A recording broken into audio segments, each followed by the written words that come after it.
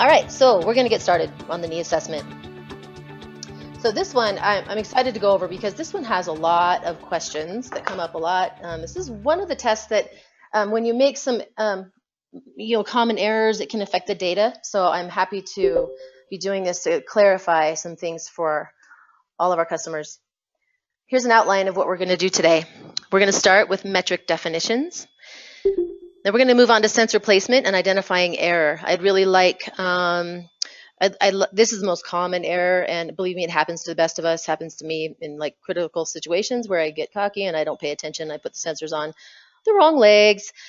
So I want you guys to be able to identify if that is the issue. If you have a funky test and you're like, whoa, what are those numbers about?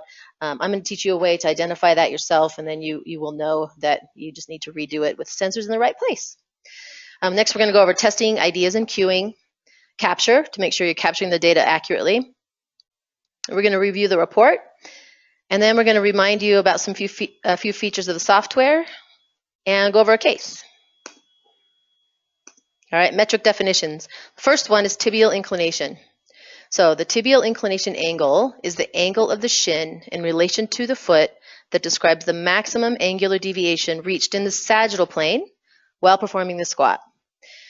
Large tibial inclination angles greater than 40 degrees could indicate a quad dominant squat technique, and very small tibial inclination angles probably indicate, they do indicate shallow movement and potentially either lower limb strength or poor ankle mechanics.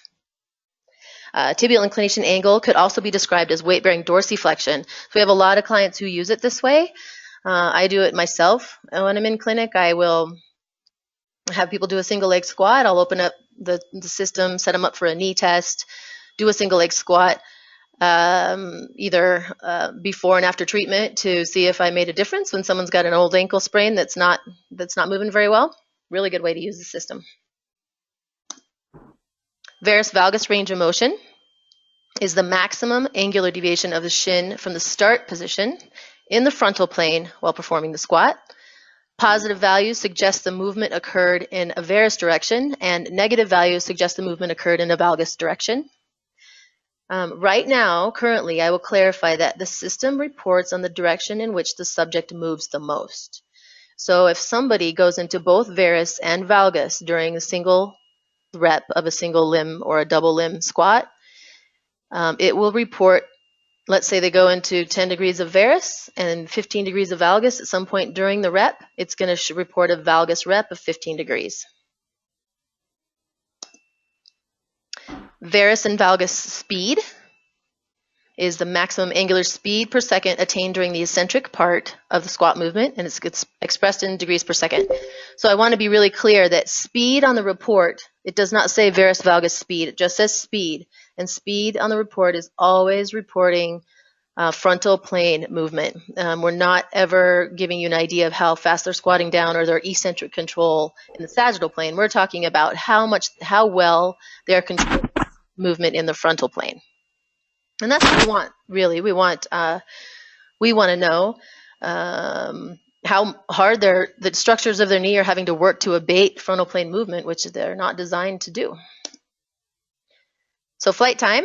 This is a new one that came out with our release last year.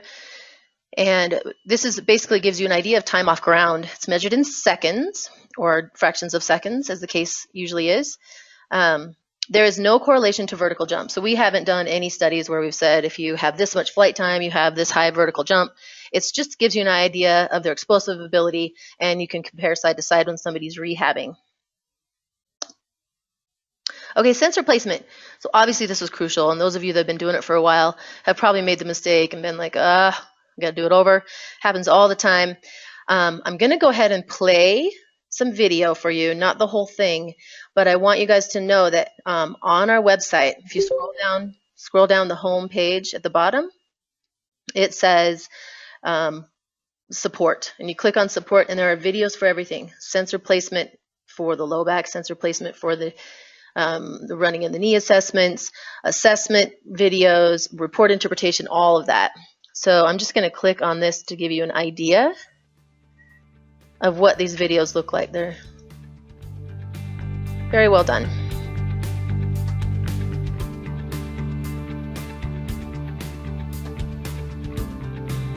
Okay, so I just wanted to give you a little taste of that so that you can see that it's in very much detailed, and if you ever need a refresher, you haven't used the system for a while, you can always go on the website and check it out.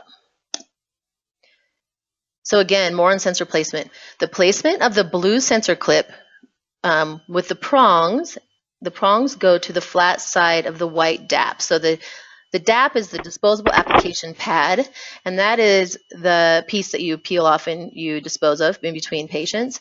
You keep the blue sensor clip. So the way we always recommend that you do it in a uniform way, and that you put the clip on with the prongs to the flat side of the white DAP. And then, of course, you guys know that the prongs face to the subject's left on both legs. So it's your right, subject's left. This is a common mistake. It happens all the time, so to double check it is a really good idea. Whoever just came on, if you could go ahead and mute yourself. There's a lot of background noise. So the other thing about sensor placement on the shins and the tibias is you want to put it on the bony shaft of the tibia, not on the soft tissue. So you don't want to put it too far medially where it's on the soleus and the gastroc, or too far anteriorly where it's on the anterior tib. You want it right on that bony piece. Okay, more on sensor placement. So on the report, this is how you guys can identify if your funky values are from a sensor placement issue. So let's look at the reference pattern and understand this a little bit better. You can see the key down here, that the red line is indicating tibial inclination, and the black line is indicating varus and valgus. So if we're looking at this line, sorry, there's someone else that needs to go on mute. We heard some background noise. If you could put yourself on mute, that'd be great. So tibial inclination, and in the start position, the person is standing. This is them bending into the squat and coming back up to the starting position. That's tibial inclination in the sagittal plane. And then varus and valgus is here, the black line. So we want it ideally to be kind of hovering around the middle. So we want this black line to not deviate very much. If the black line deviates down, it's a valgus. If it deviates up, it's varus. So we remember from the beginning, a varus value is positive, a valgus value is negative. So you can see that these reps from this particular subject, this pattern doesn't resemble the reference pattern at all. So you can see that sometimes the red and black lines are inverted. They're not inverted, but the direction of the lines is. So this was definitely an upside down sensor, and you can see that they got weird values. 81 degrees of valgus, 68 degrees of valgus. This is a sensor placement issue. So this is something you can do to identify it yourself. Here's another example. If you get weird squared off data lines like this, or flat lines, something's wrong with your sensor placement, and it probably has to be redone. And you can see the values here, 180 degrees of tibial inclination. That means that they drove their knee down through the floor. So definitely a sensor placement issue there. All right, testing ideas and cueing. Cueing for the knee test is really important, and it takes a bit of practice, and I know that you guys that use it a lot understand this. It's a bit of timing because you got to make sure that they understand the process, because you tell them, okay, we're going to do a single leg squat on the right for 5 reps. And if you leave it at that, they're going to go down in 5 reps in a row. But what we know is that we have to do 1 rep, pause, capture that, cue them to go again. So the way I always do it is I say, okay, stand on 1 leg. I'm going to have you squat down as far as you can, keeping your heel on the ground, and come back up to a starting position on my go. And then you have them do a practice rep. Okay. And then your sequence is get in the starting position, hit the space bar, cue them to go. They perform the movement. Cue them to pause upon returning to the starting position, wait just a beat, and then close the window. If you get too fast where you're going go, go, hitting the space bar, go, go, go, it actually, you're going to cut off the data and you're going to get wrong numbers, and we'll look at that a little bit more later. So it's a good thing to practice. And often, even when you tell them that, they start to hear you click the space bar and they think it's time to go again, but it was you just closing the last window. So you often have to re-instruct people during this test.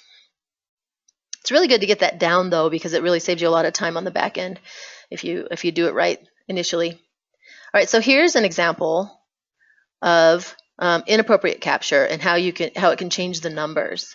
So in this first example, you can see that this data line, this is a double leg squat, so it's got a bunch of lines. They bent to squat and they came back up to the starting position so that the line returned to the baseline. In this case over here on the right, the box was shut early where the line did not return to baseline. And you can see that the numbers are very different. So in each testing window, you see the numbers. So this tells you in the appropriate box, tibial inclination right was 37 degrees, tibial inclination left was 31. If we go over here where it was cut off, we have values of 45 degrees and 41 degrees. So it actually changes the numbers quite a bit if you don't capture the whole motion and the entire bell curve of the motion. The good news is that if you did that and you got in a hurry, everything that the subject did when you started the live assessment and you clicked into that test is recorded. So you can go back in and expand that box so that you capture the whole motion after the test. And I'll teach you about that later. Okay, for hops, you'll often find a lot of times these athletes, when you tell them to hop, they're trying to jump to the moon and they're trying to kill it. And some of them have learned to increase their time off ground by bending their jumping leg in the air. Well, that does not work with dorsaVi testing. So if we look over here at the reference pattern to the far right, this one's a little different than single leg squat. The tibial inclination in the sagittal plane, or the red line, this is them bending to load, going in the air, and then bending to land, and coming back up to the starting position. The data on varus valgus speed and degrees is pulled from that second tibial inclination bump because we want to know how they're performing and functioning on the land. So the sensors don't know the difference between a landing second tibial inclination or a kick in the air. So if they are jumping and kicking that jumping leg up and bending it in the air, the sensor's turning upside down a bit, the system will pull varus and valgus data off of that kick in the air, and then you've got inaccurate data. So this is just an example of what that looks like. So here, if I make this a little bit bigger, this is the subject bending to load, going in the air, kicking, and coming down, and bending to land. So the data was pulled from this kick, and that's totally inaccurate. So that's just something to watch out for. You see it quite often. I actually had a therapist once that couldn't figure out how to hop without doing that. So sometimes it takes a little bit of cueing on that one as well. And then you're going to want to redo those reps. Okay, box drop. So I'm going to go into my system and show you an example of the correct way to cue the box drop because it is pretty particular. So let's go ahead and look at that. So this is an example where I made the video a little bit bigger. And I'm going to go ahead and hit the play button. And I'm going to leave the sound on because you can hear me when I hit the space bar. So on box drops, so this example is showing you double leg box drop left leg lead. So they're going to land on 2 feet, but they're going to lead with their left. And the cueing is stand with the toes of your right foot at the end of the box, extend your left foot out straight, and pause. You want them in that position and holding still when you open the window.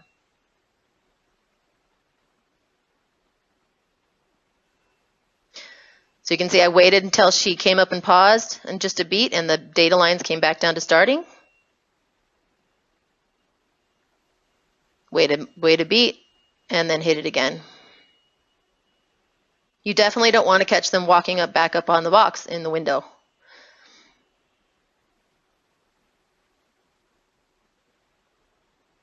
Good, just like that. All right, now let's go back down where I was. Okay, so I just want to give you guys a quick heads up on the double leg box drops. We are currently changing the way that's reported to make it a little bit more robust, and the new update will come through on a sync after August 1st. And if you have more questions about that, write it down and we can get them addressed at the end. Okay, so more on queuing and testing ideas. A lot of times we get the question, should I correct their form or should I not? Obviously, it's dependent on the situation, but we kind of think that you want to capture what they do naturally because that's how they're moving in the world. Then you know what you need to address.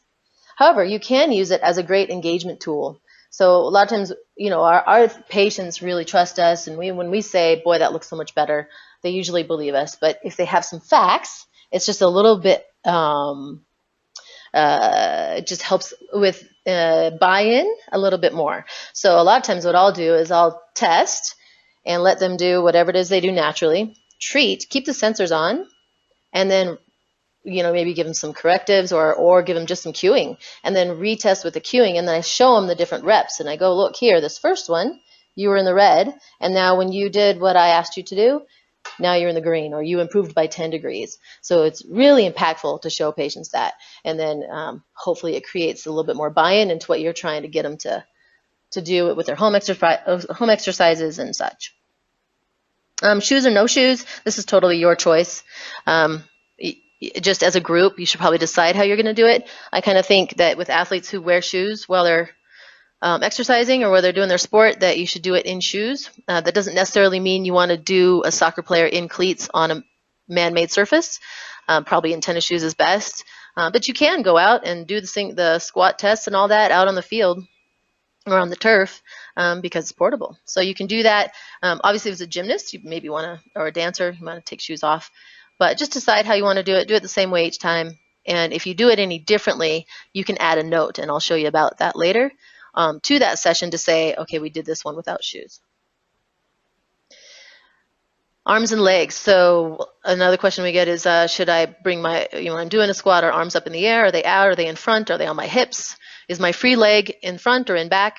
Again, this is totally up to you. It's probably site specific, and you just decide as a group how you're going to do it and do it the same way each time so that you're comparing apples to apples. Just an FYI, the single leg squat was validated with a leg going behind, not in front. But either way, you're capturing the same tibial movement. So, all right, capture. So I've kind of gone over the best way to capture the data accurately initially, but afterwards, if you think, I know there was a couple where I didn't capture the rep, or I closed it too soon, or I captured a fall, you can go back in and change it, because once you start that session, every single bit of movement was recorded when you're clicked into a test. So you can go, all you have to do is go in and either change, create, or take away the window, and that determines what is reported on the report. The way you do that is once you're finished with the test, you go into the subject's homepage, which is where it has all their information, the list of tests, and then at the top right, it has the history of tests that you've done with them. And the session line will have a date, and it'll say me, live assessment, and then you have all these icons. And you're going to pick the graph icon that's highlighted here, and you'll come to this page. So this is where you can change the windows. The first thing that you can do is use where I've highlighted these little empty boxes to the right and left of the title bar of the window. You can just click and drag those out to expand the window or compress the window. This is most commonly the thing you have to do if you get in a hurry doing box drops and doing the knee test, and where you have to go in and expand it to capture the whole bell curve. The other thing you can do is if you missed the whole thing, like sometimes you think you just closed the window, but you opened the next one, and so you captured them just standing there. Well, if they then did a rep, you can go in and capture it. So you do that by clicking into the blue bar at the top that has the title of the test in there and just drag the whole window over data. So if I were to drag this window over to the right, whatever is in that gap between these windows is there, it's recorded, and now it'll be reported on, if that makes sense. Again, write down questions you have about that. We can go over it later. So here's just an example of how inaccurate capture can affect the data. So this is somebody doing a hop, And this is obviously kind of a bad rep. So in his other reps, you can see where he bent to load and then bent to land. And this rep, he bent to load and then bent to land. And this one's a little bit funky, but then he totally fell out of it where I've got it circled over here. And the values are 35 degrees of valgus and a tibial inclination on land of 21 degrees.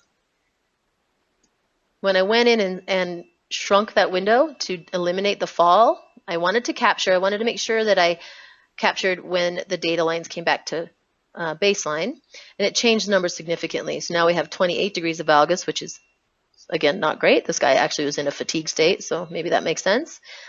And tibial inclination on land was 35 degrees versus 21. So makes a big difference. So if you're doing knee tests and you don't know for sure you captured everything the way you wanted, it's a good idea to go back over it and look at it before you show them the report and talk to them about it. All right, let's review the report. So single leg squat right. First, I want to look at the reference pattern again and go over that again, because a lot of times we don't, when I first started looking at this stuff as a therapist, I was like, these are lines, these don't mean anything to me. So let's review that again. The red line is tibial inclination in the sagittal plane. So that's basically squat depth. So this is them in their starting position. They bend in the sagittal plane and come back up to their starting position. The black line is varus valgus, and we want that to kind of hover around the middle. We don't want them to move that way very much. And you can see that in this example, this patient's pattern represents the reference pattern, or resembles the reference pattern pretty well. And so you can see that sensor placement was good there. So you get the average of the reps. Make that a little bit bigger. You get the average speed. So again, speed is frontal plane movement. So we know that on rep 1, this client went into valgus 5 degrees. And down here at the bottom is the breakdown of each rep. So on rep 1, they went into 5 degrees of valgus at 22 degrees per second. On rep 2, they went into 5 degrees of valgus again at 17 degrees per second. On rep 3, they went into 3 degrees of varus at 14 degrees per second. And then you have tibial inclination, which is the squat depth.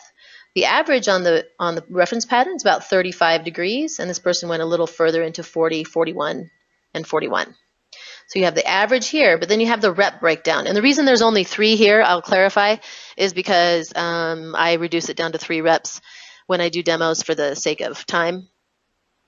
You can do that yourself, but we really recommend you keep it at 5 because there's so much variance on how people move that you need a lot of reps to get a good average. Okay. Hey, can you guys still hear me? It sounds a little funny. I just want to check in. Yes, I hear you. Okay. Yes. Perfect. It kind of sounded like it went dead. All right. So that's the rep breakdown. And then here's just an example of, let's see, an example of the double leg pattern. So it's the same thing, double leg squat, it's just the same pattern for each leg. And it just shows up like this, where you have rep 1 on the left, they went into valgus 2 degrees, and on the right, they went into valgus 8 degrees. On rep 2, on the left, they went into varus 4 degrees, on the right, 17 degrees of valgus. Something's going on there, and so on. And then you have the speed in the frontal plane for each. So the good news about having the rep breakdown is that you can see if there's a crazy outlier that may have affected your average. So it's good to just kind of peruse that and see, oh, is there something, maybe I forgot to delete a rep where they fell out of it, and I'll show you how to delete a rep later. But if there is a crazy rep that's affecting your average, you can take it out of there. All right, hops. So the reference pattern again here is tibial inclination, the red line. This is them bending to load, going in the air, bending to land, and we pull the information from that second tibial inclination because we want to know how they're, when we challenge them a little more with a hop, how their control is. So, oh, and what I didn't talk about on the squats, the speed, the general idea is we want, and I have it on the slide, is we want you to be, when you're doing a squat, we want the speed less than 20 degrees per second.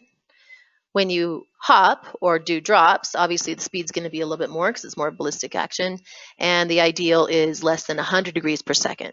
So you can see on this person, on the land specifically. So this person had 61 degrees per second average of frontal plane speed of movement through the 3 reps. And then it's broken down this way. Rep 1, they went into varus. What is this? This is single, hop right. So on the right side, they went into varus 6 degrees on the land at 42 degrees per second. I can't read that. I need my readers. And then on the rep 2, they went into valgus 3 degrees on the land, and so on. All right, drops. Drops are similar to hops in that the speed is ideally less than 100 degrees per second, moving in the frontal plane on the land. And this is an example of what the pattern looks like. So a double leg box drop left. The left leg pattern looks different than the right because they're starting with that left leg out straight, and the right leg is starting straight as well, but it bends as you come off of it, and that's why the left and the right patterns look different, but it's also displayed over here in the reference pattern. The single leg box drop down here at the right, that looks a little bit funky, and that's normal. It kind of drifts off and it doesn't come back to baseline, and that seems to be what's normal for that. And I will tell you that this was new in our release last year, and so we're still kind of looking at what normal is for a reference pattern here. But you still have the ability to see side to side, degrees of valgus on land, and speed. All right, so once again, I'll just reiterate, speed always refers to frontal plane motion. And that's what in the literature is degrees of frontal plane motion and speed that lead to risk of injury, especially non-contact ACL injury. So that's why we report it. I want to address the load-land ratio of tibial inclination. So in this case, look over here at the right. On load, they bent to 39 degrees, and on land, they bent to 35 degrees.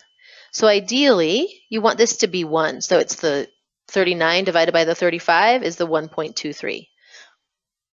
Ideally, you want to bend on the land as much as you bent on the load. So it's giving us an idea if somebody's peg legging the landing, which tells us a lot about their strength and control and maybe pain.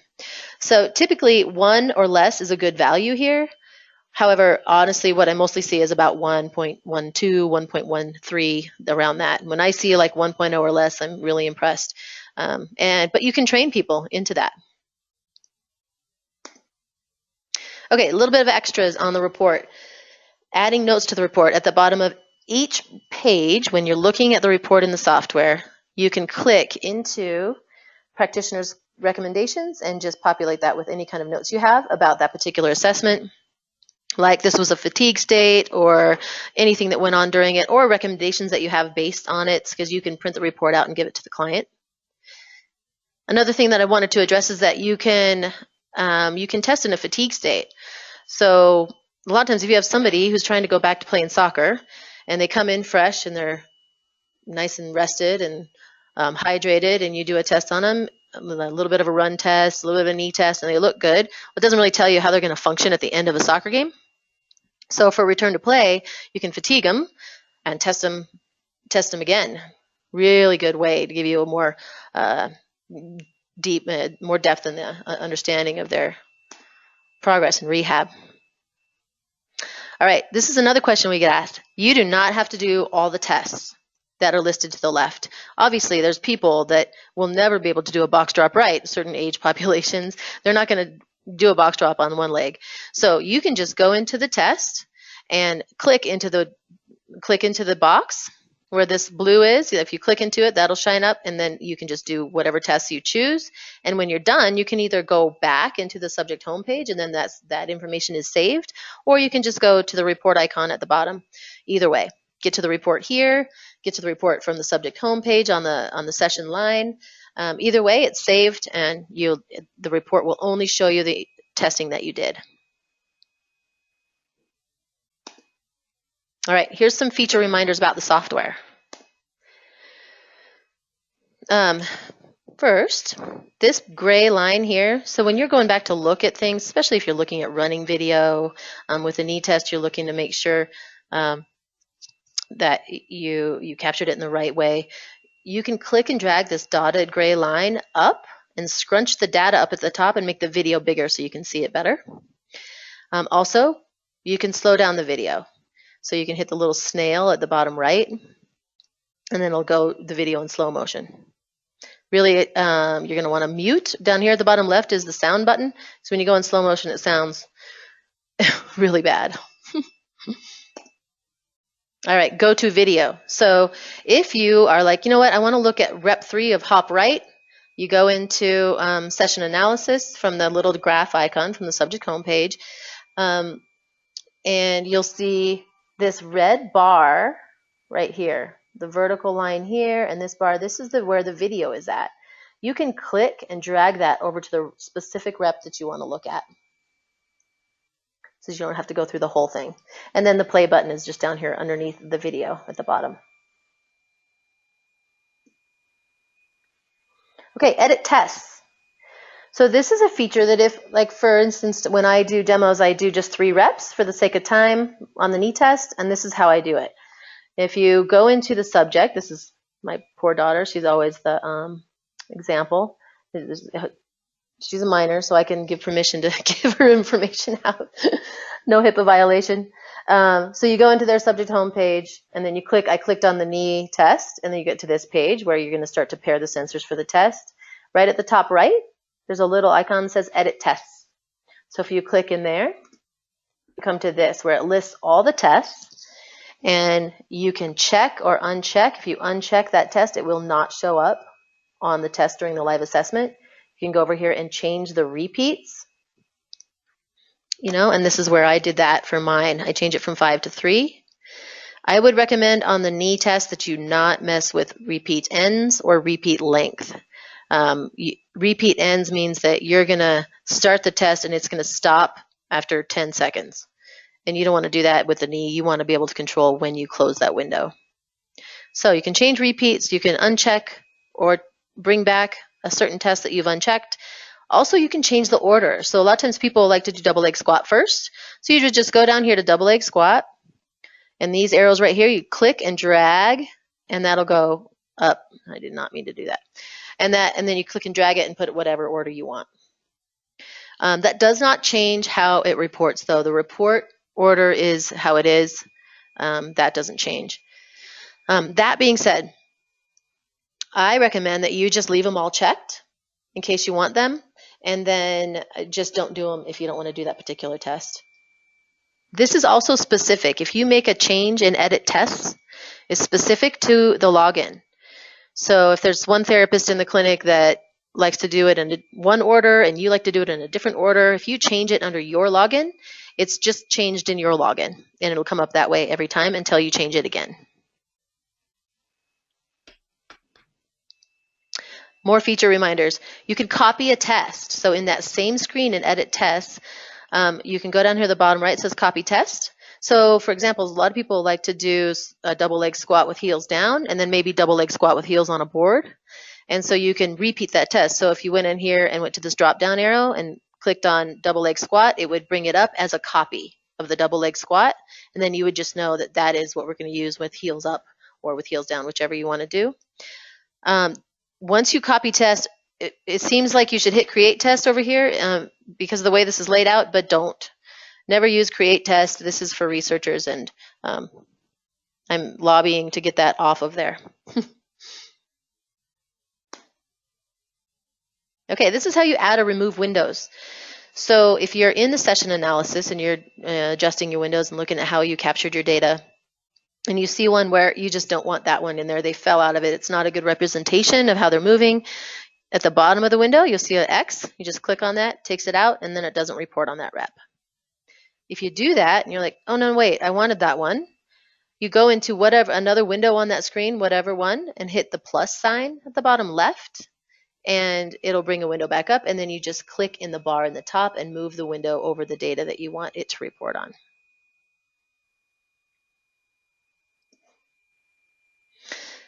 Okay, here's another one. On the subject homepage, if you want to add a note, so let's say often I'll do running in different shoes. So if you have an assessment that you've done and you want to say, well, this one, they're all going to come up knee assessment, right? So if I did knee assessment with shoes and knee assessment without shoes, it's just going to have the same thing. It's going to have a different time, but you can add a note. You click this little drop down arrow, and then this will come up, and then you write in here barefoot, or with shoes, without shoes, with orthotics, without orthotics, that kind of thing. Pre and post treatment, or done in a fatigue state, any of that. And then it'll populate over to the right. So when you're on, if you look right here, it says like knee live assessment, and then all the icons. Right to the right of that is where it'll list the note that you added. Okay, here's a case. This is an MLS player who's 10 weeks, status post a right knee scope. He was just cleared for running. We did not do box drops on this date. So here's his report. So his right side is the affected side. If you look to the left, at squat left, you can see I only did 3 reps. Got a little cocky, thought I could get good reps, enough of representation in 3 reps. Again, we recommend you do 5. So rep 1, so it shows you all the 3 different reps with the teardrops. So in rep 1, he went into 5 degrees of varus on his left squat. Rep 2, he went over here. Rep 3, he went over to 6 degrees of valgus. So the traffic lights, I kind of assumed you guys have been looking at these, so I didn't really describe it. But valgus is over here on the left. Varus is over here on the right. And then his pattern looks pretty good. And he's moving into the frontal plane at 13 degrees per second on average. He went into 11 degrees of varus on the first rep. 5 degrees of varus at 11 degrees per second. On the second rep, he went into 3 degrees of valgus at 11 degrees per second, and then so on. So that looks pretty good. He's also bending to 44 degrees on that side. So then if we look over at his left side, his affected side, we can see we have some work to do. So he maxed out on the scale. The little reporting system couldn't go any further. It looks like on rep 1, on his right side, he went into valgus 12 degrees at 36 degrees per second.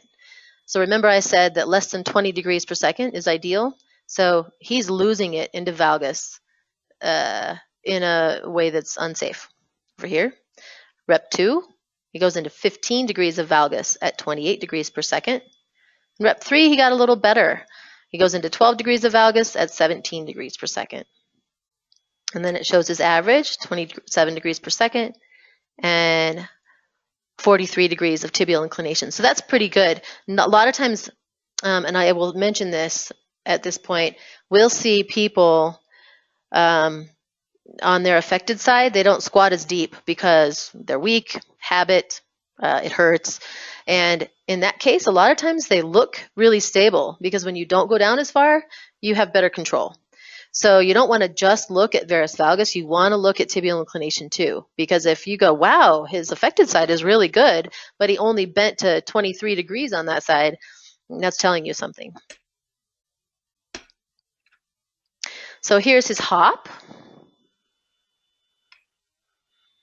And again, let's go over this pattern. This is the tibial inclination in the sagittal plane is the red line. He's bending to load, he's in the air, he's bending to land, coming back up to starting position.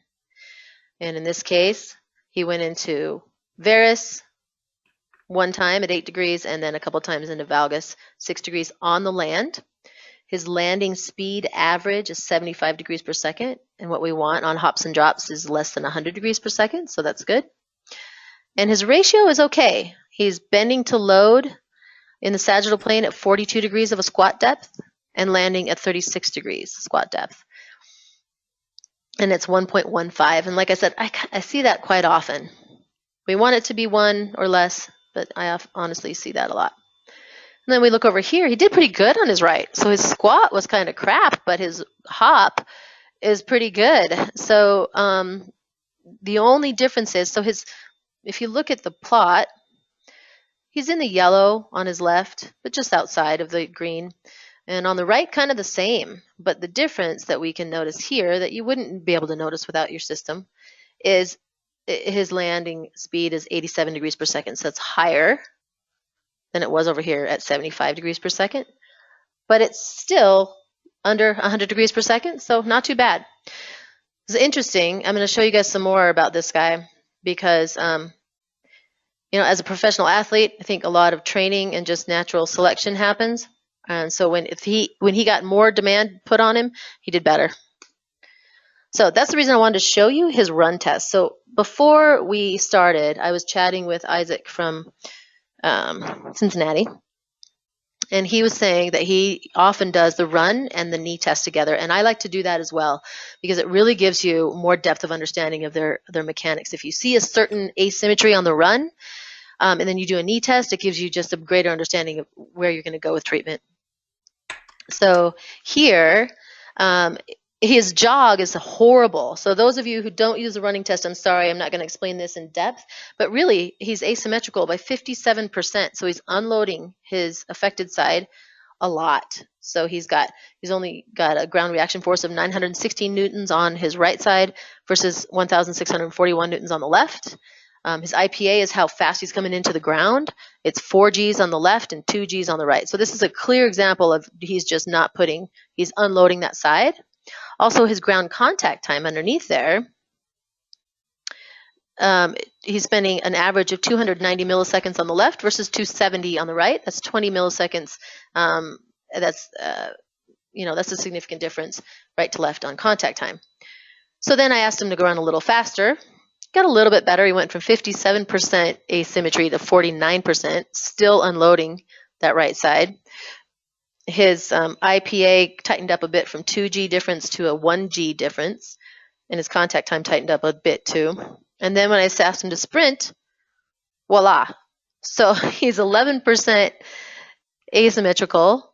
Now still same pattern, unloading that right, but now his contact time is almost even.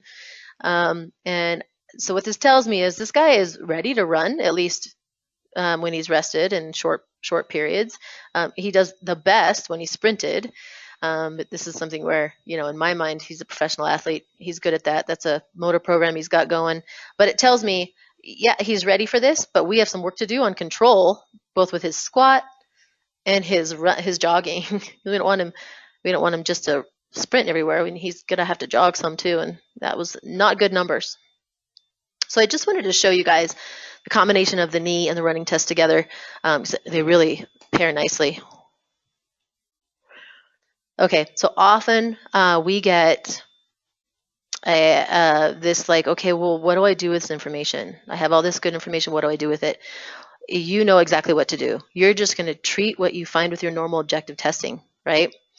You're going to do corrective exercise, you're going to do manual therapy, and then you have the ability to test and retest and make more informed decisions on return to play or return to activity, and check the effectiveness of your interventions with specificity. That's one thing that I talked about before is that I like to cue between reps, so I'll show them how much difference the cueing makes and the changes that they make, just increase their awareness.